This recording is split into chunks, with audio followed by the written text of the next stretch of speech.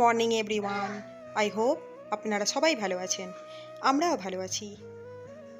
আমি আবারও চলে এসেছি আমার আর একটা নতুন ভ্লগের সঙ্গে।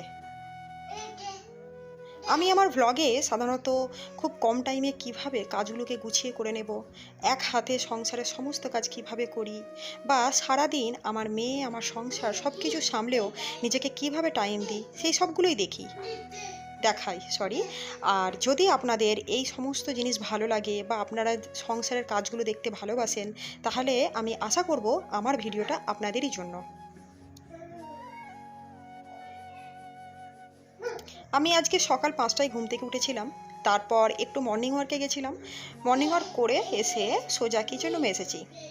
আর আজকে সোজা কিচেন রুমে এসেই আমি গ্যাসের ওভেনটাকে একটু ডিপ ক্লিন করে নিচ্ছি। আসলে কি হয়, গ্যাস ওভেনটাকে আমি রাত্রেই ক্লিন করি, তবে কালকে অনেকটা রাতে আমি খাবার করেছিলাম। আসলে আমার হাজব্যান্ড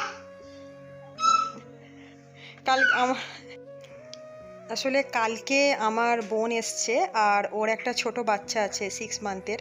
তো ওই আমার পাশে আছে, আর যেহেতু ছোট খুব খেলছে দুটো মেয়ের খেলনা নিয়ে, সেই জন্য ওকে আর তো চুপ করাতে পারছি না।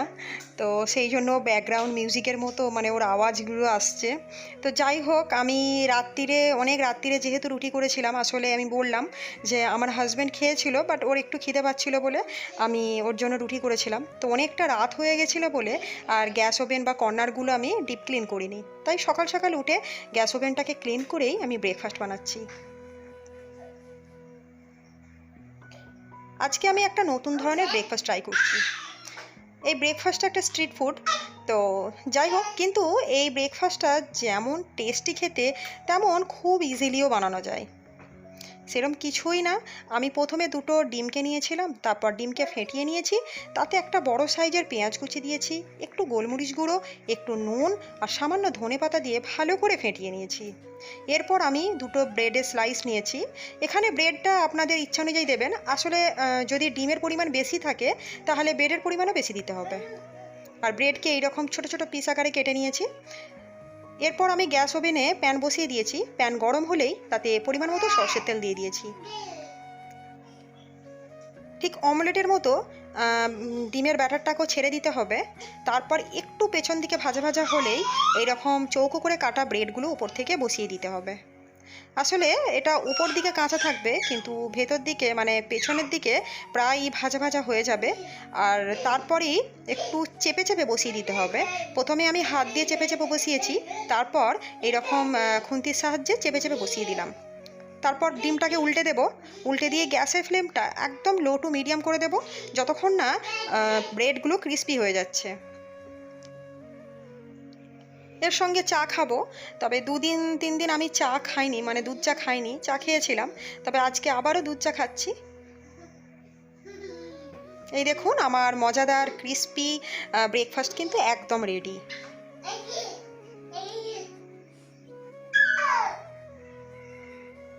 হাজব্যান্ড রুটি খেয়েছে, আর এই ব্রেকফাস্টটা আমি আর আমার মেয়েই খাবো।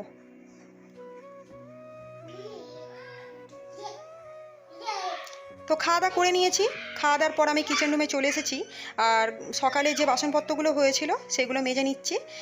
মেজে নেওয়ার পরই আমি দুপুরের রান্নার প্রিপারেশনে চলে যাব। বেসিক্যালি আমি যেটা করি, থালা বাসন মাজার পর সিঙ্কটাকেও ভালো করে মেজে নিই।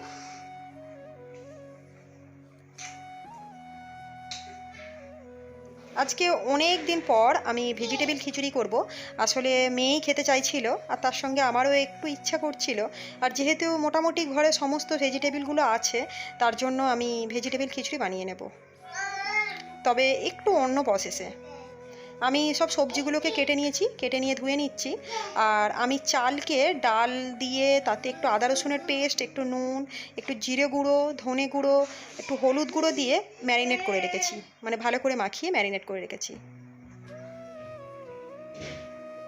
আমি সবজিগুলোকে ভেজেই খিচুড়িটা রান্না করব।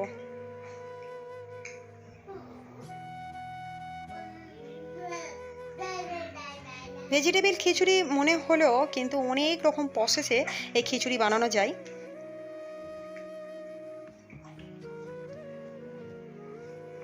আর এই প্রসেসে বানালে আমার হাজব্যান্ড খুব একটা পছন্দ করে না, কিন্তু আমার মেয়ের কাছে এটা অসম্ভব সুন্দর, মানে ওর অসম্ভব পছন্দের একটা জিনিস। আমি খিচুড়িটা কুকারেই রান্না করব, কিন্তু তারপরে যখন বাগার দেব তখন প্যানে অল্টারনেট করে নেব।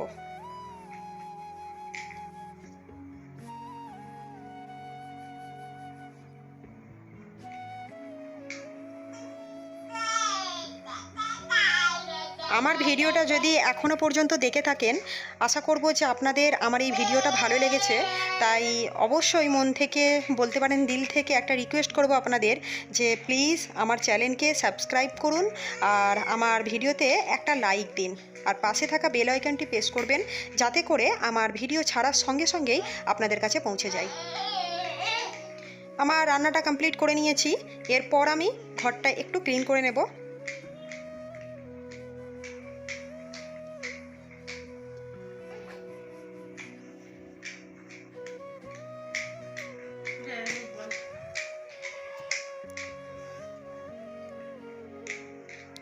আমার বোনপো তো অনবরত খেলেই চলেছে, ও নিজের মুডে খেলছে। ও একবার করে আমাকে দেখছে, আমি ভয়েস দিচ্ছি, ও ভাবছে আমি ওর সঙ্গে কথা বলছি, কিন্তু আমি তো ভয়েস দিচ্ছি, ও তো সেটা বুঝতেই পারছে না, ও ভাবছে হয়তো আমি ওর সঙ্গেই কথা বলছি।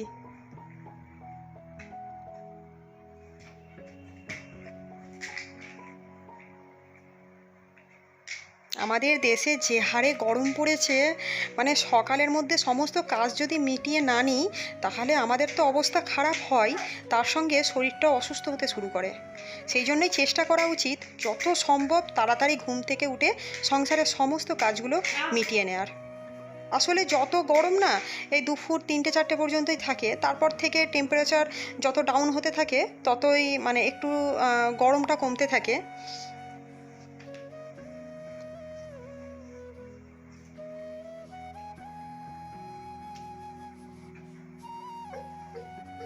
আমার মেয়ের স্কুল ওপেন হয়ে গেছে, কিন্তু এত গরম সেই জন্য মেয়েকেও 2-1 দিন স্কুল পাঠাচ্ছি না। আসলে আমরা মানে সেই অপেক্ষায় আছি যে কবে বর্ষাটা নামবে। তবে এতদিনে বর্ষাটা নেমে যাওয়ার কথা, কিন্তু বেশ কিছুদিন আমাদের এখানে নিম্নচাপ হওয়ার পর বর্ষাটা নামছে না, জানি না কবে বর্ষাটা নামবে। আমি একটু মোছামুছি করে নিয়েছি, আর আমার এই ঘরের এই কর্নারগুলোতে বেশ মাকড়সার জালও হয়েছিল, তো সেইগুলোই ঝাড়ু দিয়ে আমি একটু ক্লিন করে নিচ্ছি। এরকম হয় না যে রুমের এই যে কোণগুলোতে, তারপর জানালার পাশে, এগুলোতে প্রায় দেখা যায় মাকড়সার জাল করে থাকে, তো সেগুলোই ক্লিন করলাম। এরপর আমি ঘরটা ঝাড়ু দিয়ে নিচ্ছি।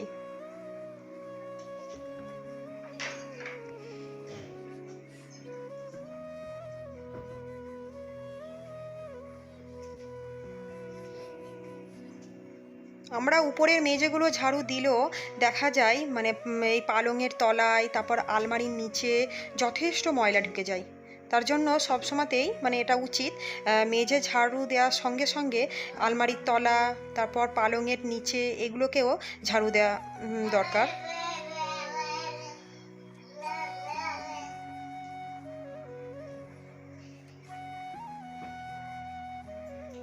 আসলে ঘর যত ডিপ ক্লিন থাকবে তত মানে মন তো ভালো থাকবেই, তার সঙ্গে শরীর খারাপও কম হবে।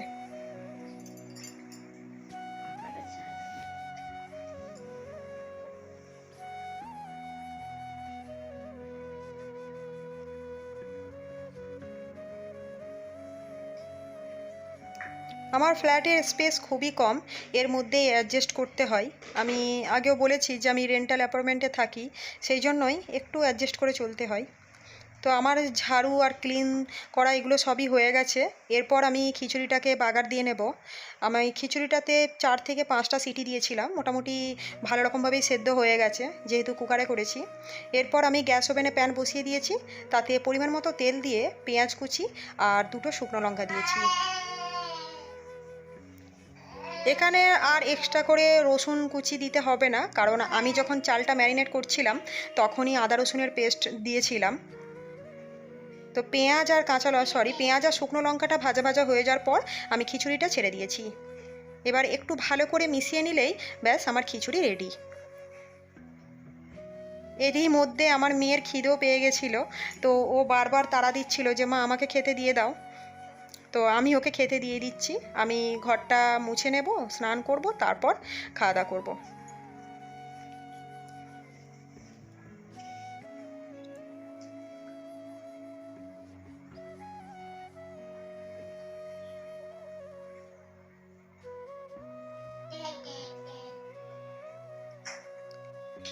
আগে আমার মেয়ে একটু ছোট ছিল, তো সেই জন্য ও একা খেতে পারতো না, ওকে আমাকেই খাইয়ে দিতে হতো। কিন্তু যেই থেকে ও স্কুলটা যেতে শুরু করেছে, মোটামুটি নিজের খাবার নিজেই খেতে পারে। মাঝে মধ্যে বায়না করে যে আমি একা খাবো না, আমাকে একটু খাইয়ে দাও। আমি তখন খাইয়ে দিই, কিন্তু বেসিক্যালি আমি যখন একটু বিজি থাকি তখন ও নিজের হাতেই খেয়ে নেয়। আর যদি ওর পছন্দের জিনিস হয় তাহলে তো আর বলতে নেই, মানে দেওয়ার সঙ্গে সঙ্গেই মোটামুটি সেই জিনিসটা ফিনিশ করে দেয়।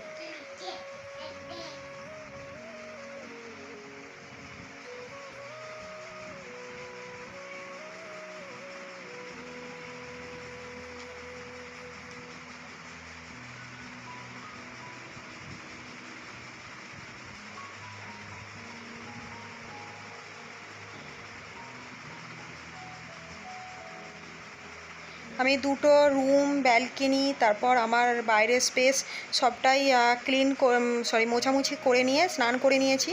করে নেওয়ার পর যে জামা কাপড়গুলো সকালে কেচে রেখেছিলাম সেগুলোই মেলা হয়েছিল না, একটু বিজি হয়ে গেছিলাম বলে, তো সেগুলোই আমি এখন মেলে দিচ্ছি।